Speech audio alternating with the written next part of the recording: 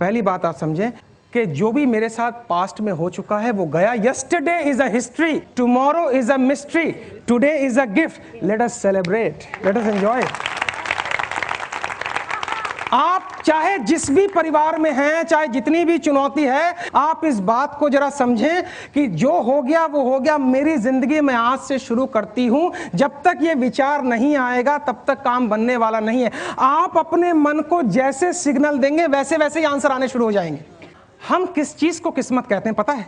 जो समस्या हमारी जिंदगी में होती है और उसकी समाधान नहीं होती है, उसी को हम किस्मत कह देते हैं। मान लीजिए मेरे कुछ अरमान हैं, वो पूरे नहीं हो रहे हैं। चूंकि वो पूरे नहीं हो रहे हैं, जिस चीज के अरमान पूरे नहीं हो रहे हैं उसी को मैं किस्मत कह देता हूं। हमारे मन में किस्मत की कोई यूनिवर्सल परिभाषा नहीं है। जो हमारी समस्या होती है वही हमारी किस्मत बन जाती है।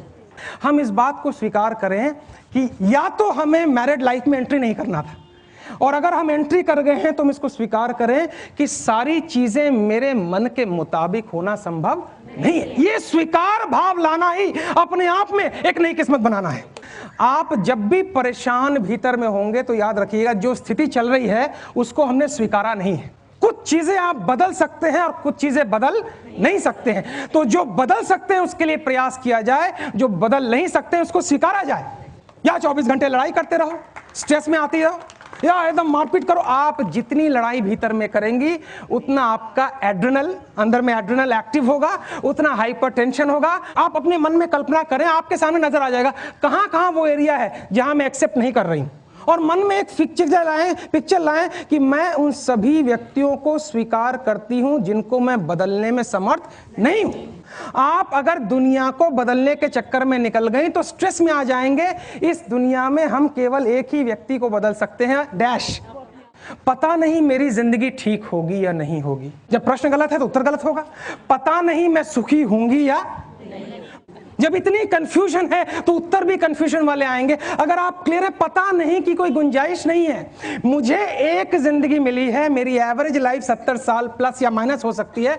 इसमें मुझे पता है कुछ चीजों को मैं बदल सकती हूं, कुछ चीजों को मैं बदल नहीं सकती हूं। जिसको मैं बदल सकती हूं उसको मैं बदलूं, जिसको मैं नहीं बदल सकती उसको मैं स्वीकार करूं। ये बैलेंसिंग जिस दिन मैंने करना सीख लिया, उस वक्त जिस चीज का जन्म होगा वो एक नई किस्मत होगी।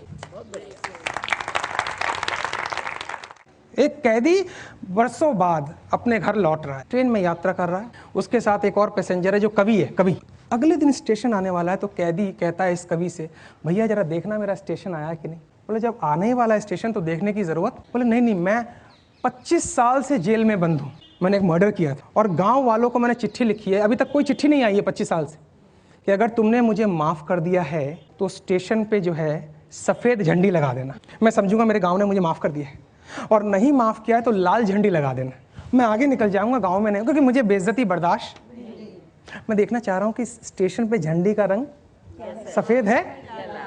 5 मिनट के बाद वो पलटता है, उसकी आंखों में आंसू हैं, और ये कैदी कहता है कि अब बोलने की जरूरत नहीं है, मैं समझ गया झंडी जो है वो लाल है। बोले बेवकूफ, स्टेशन क्या पूरा गांव सफेद झंडी से भर गया है।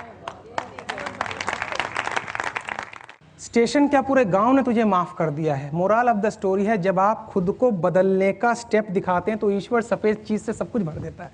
लोग मुझसे कहते हैं मुझे इसको बदलना है, मुझे उसको बदलना है। इस चक्कर में मत जाइए। अगर लोग बदल जाते तो कितनी अच्छी बात हो जाती। नहीं बदलते हैं लोग, बदलने की बात करते हैं। मेरा ये रोज का काम है। हस्बैंड वाइफ को बदलना चाहती है, वाइफ हस्बैंड को, अल्टीमेटली दोनों बच्चों को बदलना चाहते हैं। और बच्चा कहता है मम्मी पापा को पहले बदलना है सर, उसके बाद हम बदल। नेक्स्ट पॉइंट जो है वो हमें देखना पड़ेगा, मेरा दृष्टिकोण कैसा है। 24 घंटे का ब्यौरा रखिए और जरा चेक कीजिए मेरे अंदर ज्यादातर विचार कैसे चलते हैं। अगर आपका परसेंटेज ऑफ विचार नकारात्मक है तो इसका मतलब आपके अंदर बहुत सी नकारात्मकता भरी हुई है। तो आप जरा 2 दिन का आंकड़ा रखिए कि मेरे परसेंटेज ऑफ विचार कैसे हैं। आप पाएंगे हाँ नेगेटिव ज्यादा है। बस खाली तीसरे दिन से यह प्रयास करना है कि मैं नेगेटिव विचारों को एंटरटेन नहीं करूंगी। हमारे अंदर ये कैपेसिटी होनी चाहिए कि मैं ये डिसाइड करती हूं मैं इस नेगेटिव बात को अपने अंदर डालने की इजाजत नहीं दूंगी। बस इतना ही करना है। और अंत में कि हमने भी जिंदगी के कई रंग देखे हैं, कभी धूप, कभी छांव, कभी बारिशों के संग देखे हैं, और जैसे जैसे मौसम बदला लोगों के बदलते रंग देखे।